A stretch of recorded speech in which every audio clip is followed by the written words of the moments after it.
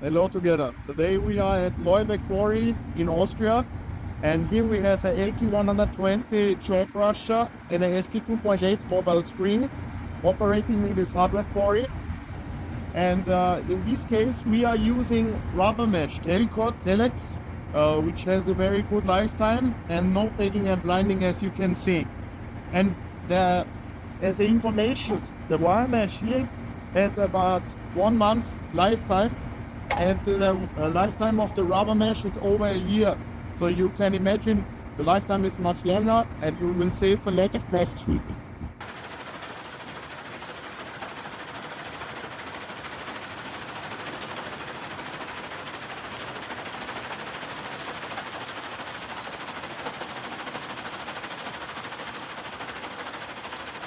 So before we were on the screen and we inspected the screening media. But to understand the complete process, we need to think about the crusher, about how much is feed, what is the feed material working with,